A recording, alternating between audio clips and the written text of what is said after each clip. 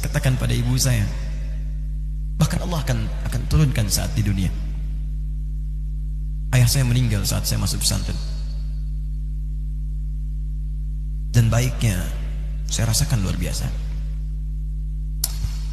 Beliau mengajar di musalla kecil dulu, sekarang jadi masjid. Saya pernah sengaja pura-pura tidur untuk ingin tahu apa yang dikerjakan ayah saya di jalan. Jaga betul supaya nggak bangun. Begitu saya disimpan di kasur dan bangun, diajak bercanda. Saya mau masuk pesantren, beliau nggak sempat ngantar. Saya bertemu, beliau menangis, peluk saya, minta maaf nggak bisa ngantar ke pesantren. Saya belum mengerti apapun saat itu. Saya bertekad, insya Allah saya belajar dengan sungguh-sungguh. Sepekan 2 pekan saya dapat panggilan pulang. Saya tanya pada kakak saya yang ikut, sekarang ada di sini. Di mana ayah? Beliau nggak jawab.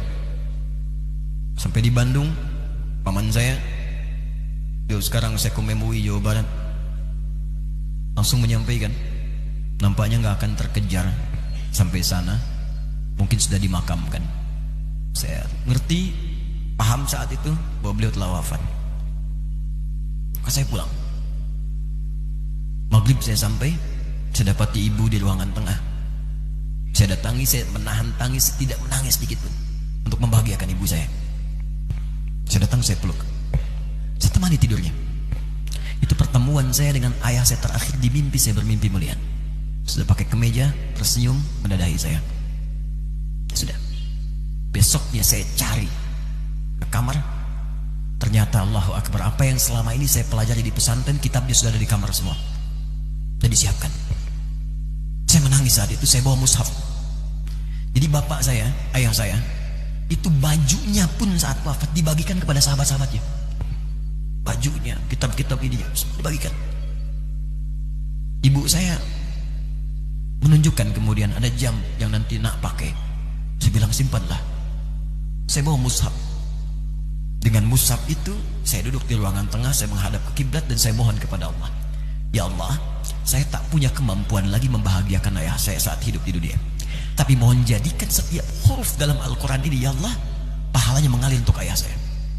Begitu saya bacakan saat itu, tak bisa saya berhenti, dan tiba-tiba langsung masuk ayatnya, artinya, posisinya, nomornya, gak pernah berhenti, masuk. Saya bertekad ingin berbuat baik. Puncaknya saya sekolah. Ibu, ya Allah, saya ingin berbakti pada ibunda saya. Anda tahu apa yang terjadi? Demi Allah saya katakan, ketika Anda bersabar, ibu saya, Bu, Pak, itu krisis 97, Pak. Waktu krisis, saya masuk pesantren, saya diberikan sempurna bekal seperti anak-anak lain. Rupanya ibu saya sudah tanya kepada santi-santi, orang tuanya, berapa bekal Anda kasihkan? Dikasih yang paling tinggi itu dikasihkan pada kami tiap bulan. Saya terima. Satu kali libur saya pulang dari jauh, ibu saya tersenyum melihat sedang jemur pakaian melihat saya. Begitu saya tiba, kaget saya. Ini kok pakaian ibu saya, pakaiannya nggak cocok dipakai gitu. Ini bukan pakaian ibu saya, kayak kain pel lah kalau sekarang. Saya masuk ke rumah, saya kejar, saya buka pakaiannya, lemarinya, saya nggak temukan sedikit pun. Saya kejar kakak saya, dia sudah siapkan makan. Kak perempuan kami yang kedua, mana pakaian ibu saya? Perhatikan jawabannya. Dia menangis saat itu. Dia bilang, mama itu telah menjual semua perhiasan dan pakaiannya untuk pendidikan kamu. Jual. Untuk kita katanya. Jual. Dan bertahan dengan 150.000 per bulan saat krisis. Jadi rupanya ibu saya itu makan nasi sehari cuma sekali. Beliau mengajar. Di berangkat sekolah itu cuma makan pisang, minum kopi, makan nasinya malam. Saya bilang, ya Allah, saya akan ganti baju ibu saya dengan kain ihram dan saya gandeng tangannya di Masjidil Haram. Atau apa yang terjadi? Begitu saya kuliah di Libya, alhamdulillah, saya berangkat, saya mulai mengajar, saya serius belajar. Saat itu kemudian Allah mulai berikan jalan. Saya ingin sungguh-sungguh. Malam saya bangun, saya sholat, saya belajar, saya menghafal Quran, saya belajar riwayat Quran. Sampai puncaknya tiba, saya ditugaskan pemerintah Indonesia saat itu untuk jadi petugas haji di Mekah. Saya telepon ibu saya. Saya bilang, Ma, saya insya Allah akan haji 2010. Saya telepon Februari saat itu. Saya dengar suara, terbayang wajahnya indah, senyuman, bahagia. Alhamdulillah nak. Kapan berangkat? Tahun ini insya Allah. Saya bilang, dan saya tidak akan pernah berangkat kecuali mama pun akan berangkat. Terdengar nada pesimis tapi senyum. Dari mana katanya? Allah akan kasih, saya bilang. Saya sedang bekerja, berusaha karena Allah. Mustahil Allah akan sia-siakan kita. Berapa butuhnya? Porsinya 25 juta. Kapan harus ada? Bulan Juni. Ya, jadi dari Februari ke Juni itu. Ya, Juli bukan Juni, Juli. Ya, jadi saya masih ingat bulan 7 5 bulan tuh. Saya ibu pak, nabung saya. Saya beli tabungan, saya niatkan untuk ibu saya haji.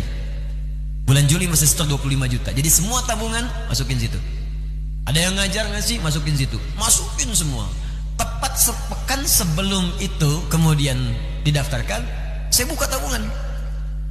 Allahu Akbar, karunia Allah luar biasa. Tadi butuh berapa? 25 juta. Begitu dibuka, Masya Allah, 1 juta. Karena beasiswa nggak banyak, 1 juta. Tapi 3 hari sebelum daftar, entah dari mana ibu-ibu pengajian di KBRI datang. Ustaz, ibu katanya mau haji juga ya? Ustaz mau haji ya? Ibu ikut ya? Sudah nggak usah dipikirin, nanti kami yang pikirkan semuanya. Tiba-tiba dikirim, bayar porsinya di sana, dapat koper paling besar. Bayangkan, tadinya kopernya belum datang, telepon lagi, nak koper belum datang katanya. Saya bilang, ma tenang aja, apa hajinya nggak jelas ini? Tidak jelas, saya bilang, insya Allah. Ya, nah cuman beritanya berbeda. Begitu saya telepon lagi, ma gimana bisa? Nah, telah keluar pengumumannya. Kapan mah? 2013. Loh kan saya hajinya 2010, nggak bisa, harus 2010. Lihat kalimat ibunda saya. Nah, jangan pernah mengambil hak orang lain. Allah kasih 2013, alhamdulillah. Saya bilang, ma, kita tidak harus mengambil hak orang lain, tapi kita meminta kepada Allah yang memanggil kita. Boleh jadi Allah akan berikan tambahan kuota pada tahun ini. Doa lagi, minta, langsung ke masjid. Tiba-tiba ada sidang oki di Istanbul saat itu, keputusan 1.000. Setiap ada 1.000 muslim, 1 kuotanya. Saat itu Indonesia dapat tambahan 22.000, termasuk ibu saya ada di situ. Ya, acara malam Al-Qadar 27 Ramadan, malam masih ingat betul. Saya jadi MC dengan rektor pada saat itu. Saya nggak pernah bawa handphone, tiba-tiba handphone itu saya bawa. Berbunyi kemudian telepon itu. Saya minta pada rektor izin, saya angkat dulu. Diperkenankan. Saya kemudian ke belakang masjid, saya angkat. Tiba-tiba saya dengar suara sudah menangis. Nah, katanya, kenapa ma? Alhamdulillah, mama bisa haji.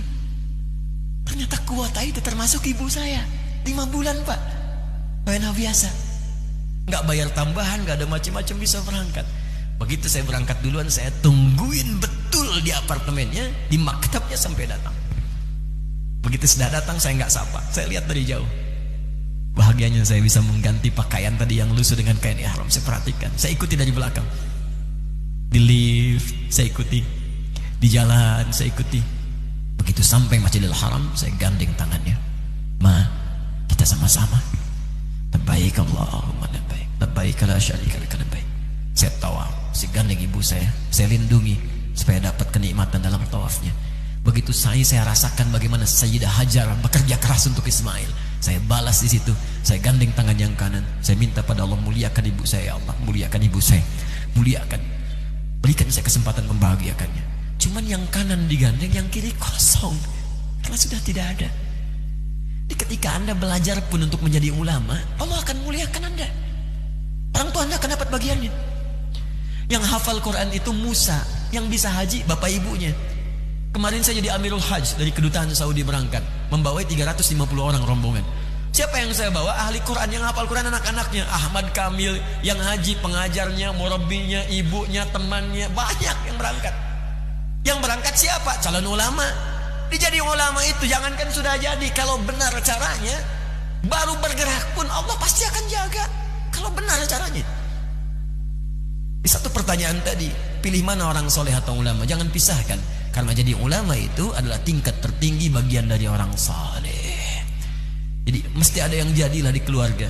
Pilih satu mungkin ahli Quran, kedua ahli hadis, yang lain dunia. Tapi dunia diniatkan membantu ibadah. Jadi arsitek buat bangun masjid, bangun pesantren, pahala banyak. Insya Allah akan dibuka oleh Allah. Insya Allah. Ada kurang lebih begitu ya. Satu pertanyaan tadi, ya, apa beda antara orang soleh dengan ulama? Wallahu ta'ala alam bissawab. Hati saya sedih. Yang pertama, menyimak perjuangan orang tua Ustadz, Masya Allah. Semoga ayah jadi ahli surga, ibu pun dimuliakan dunia akhirat. Tapi dari tadi saya sedih sekali.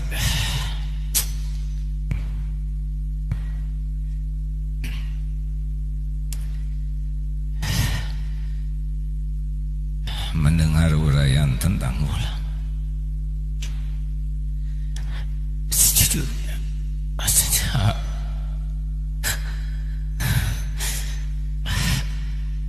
sepertinya jauh sekali dari yang Ustaz sampaikan tadi. Saya kurang belum mengerti. Jangan kenapa bahasa Arab juga tidak fasih. Ilmu kita jauh. Gimana Ustaz? Nggak kepikir punya posisi seperti sekarang ini. Tapi kalau kriteria ulama seperti tadi,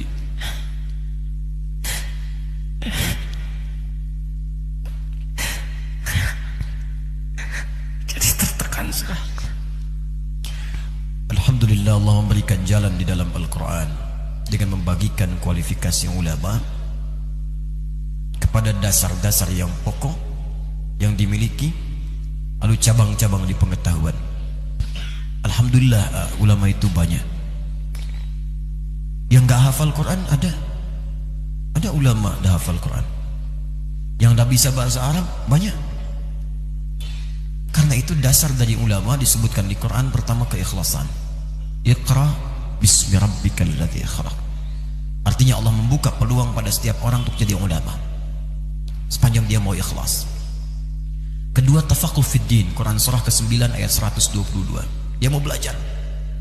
Gak harus menguasai semua ilmu. Tidak. Apa yang kita ingin ajarkan itu yang kita dalami.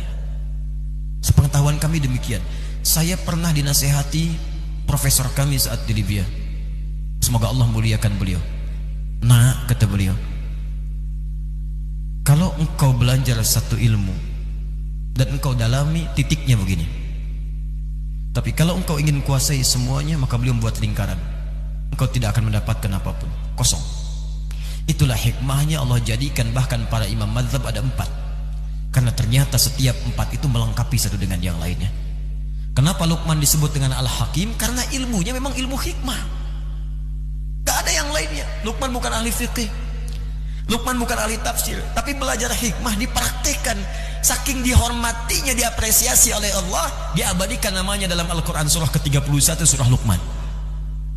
Imran bukan ulama, Imran orang soleh, tapi menyiapkan anaknya Maryam dekat dengan Allah. Fokus ibadah, satu passion. Diberuntungnya turun ayat kata Allah, wa ma kana al-mu'minuna liyanfiru kaffah. Tidak semua orang mesti berperang, semua berjihad. Ada pahala besar yang akan aku turunkan. Ya, falaula nafara min kulli firqatin minhum ta'ifah liyatafaqahu fid din. Hendaklah ada sebagian orang yang ingin bertafaqquh fid din. Ad-din itu Islam. Quran surah ketiga ayat 19. Inna dina indallahil Islam. Islam pun dibagi lagi di hadis Muslim. Ya, pertama, al-Islamu an tashhada an la ilaha illallah wa anna Muhammadar Rasulullah. Orang Islam itu bersyahadat, syahadat ada ilmunya. Quran surah ke-47 ayat 19. Fa'lam, mesti punya ilmu annahu la ilaha illallah, untuk bisa menguatkan tauhid kita bahwa tidak ada Tuhan selain Allah. Ilmunya disebut dengan ilmu tauhid. Dia ada ulama yang fokus di tauhid saja. Kau bisa ambil itu, dalami.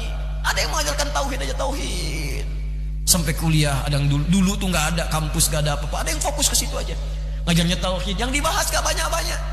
Kata Abdurrahman As-Sulami, ini hadis yang sangat populer di Al-Bukhari, nomor hadis 4719. Al-Bukhari menerima dari Hajjaj bin Minhal. Hajjaj bin Minhal menerima dari Syu'bah. Syu'bah menerima dari Alqamah bin Marthad. Alqamah bin Marthad menerima dari Sa'ad bin Ubaidah. Sa'ad bin Ubaidah menerima dari Abu Abdurrahman As-Sulami. Abu Abdurrahman As-Sulami menerima dari Utsman bin Affan dan Ali bin Abi Thalib radhiyallahu taala anhuma dari Nabi sallallahu alaihi wasallam. Hadisnya, khairukum man ta'allama al-Qur'ana wa 'allama. Kalau anda ingin jadi orang baik, kata Nabi, belajar Quran dan amalkan. Tapi kata Abu Abdurrahman As-Sulami, lihat komentarnya. Akhadtul Qur'ana an qaumin. Saya belajar Quran dari kalangan sahabat yang banyak.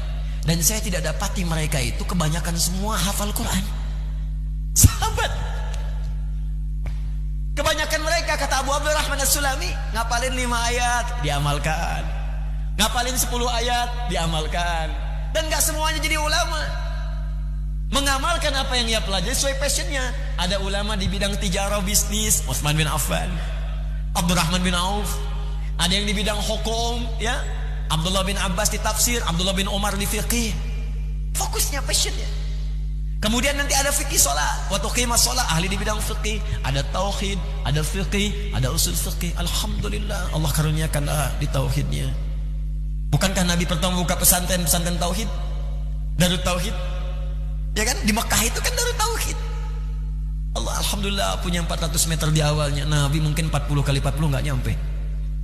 Dan itu wakaf. Makanya fitrah dakwah itu awalnya pasti itu wakaf. Kontrak dulu. Nabi kan dulu wakaf. Dipakai dulu tuh punyanya Arqam bin Abi Arqam, Baitul Arqam, Darul Arqam. Anak muda 17 tahun mewakafkan rumahnya untuk taklim Nabi. Peserta cuma 40 orang. Dikenal as-sabiqun al-awwalun. Yang diajarkan tauhid aja. Kalau Nabi tauhid. Tapi alumni Darul Arqam menyebar ke muka bumi, semua sukses dan berhasil membawa risalah Islam. 40 orang. Hebatnya di situ, kalau ikhlas didekatkan oleh Allah. Datang Abu Bakar, bagian donaturnya. Datang Utsman lagi, dikenalkan orang-orang hebat. Maka di situ jadi donasi kuat. Makanya saat pindah ke Madinah masjidnya lebih luas. Lebih luas, orang lebih banyak lagi. Itu fitrah. Kalau kita ikhlas awalnya mungkin kontrakan, rumah biasa, Allah akan kirimkan orang-orang hebat. Dengan dananya, dengan supportnya, dengan kekuatannya. Ahli militernya, masuk Islam lah Khalid bin Walid. Ahli militernya. Mungkin nanti panglima akan datang, ini akan datang. Banyak orang datang, 12.000 akhirnya. Dari 40, Nabi punya 12.000 sahabat kemudian hari. 38 jadi panglima. Satu panglimanya bisa setara untuk menaklukkan Persia dan Romawi. Alhamdulillah, syukuri. Mau fokus di tauhid, fokus di hikmah, silahkan. Mungkin kami yang di fiqih, ada yang di Quran, ya, fokus dan saling melengkapi. Alhamdulillah terakhir ini kami bersinergi, silaturahim kiai ke daerah, terus ngumpulkan teman-teman. Saya mengusulkan, yuk kita bikin database para ustadz. Kemudian passionnya, spesialisasinya dituliskan dan disebarkan ke masyarakat, tuh dirujuk. Ini loh, kalau mau belajar tauhid, ayo ke Agim, berangkat semua. Kita tunjukkan di situ. Yang mau tafsir ke Ustadz Fulan, hadis ke Ustadz Fulan, kita bikin database ya, sampaikan. Dan di situ ada saling melengkapi dan saling mendoakan. Saya doakan, sampai yang mentahdir saya pun dulu saya doakan. Yang mencela saya doakan. Saya nggak pengen punya musuh, cukup setan musuh saya sudah susah saya.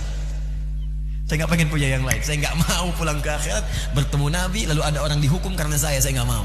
Saya nggak mau. Ya kata guru saya, nah kamu nanti siang berdakwah, tatap wajah orang-orangnya. Kamu malam sholat minta sama Allah supaya dijaga dan kalimat yang kamu sampaikan sampai ke jiwa mereka. Ikhlaslah, karena itu yang paling sulit. Karena itu untuk menjadi ikhlas, saya bikin yayasan Quantum Akhir Institute. Itu semua aset yang sudah masuk kami jadikan wakaf karena Allah. Kami kirimkan murid-murid keluar untuk belajar. Kita siapkan sekolah-sekolah. Jadi begitu mereka pulang, mereka teruskan. Saya wafat digantikan. Selesai. Nikmat. Sudah. Dunia itu capek itu biasa, Bu. Capek merawat anak biasa, Bu. Karena dunia tempat capek. Nanti kalau kita sudah selesai, Pak, istirahat. Gak akan diganggu. Baru istirahat, dibangunin.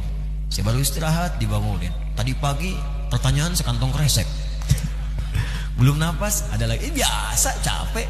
Nanti kalau udah istirahat yang sesungguhnya, selesai tugas kita, meninggal, enak istirahat. Ya Allah, nggak ada yang bisa ganggu.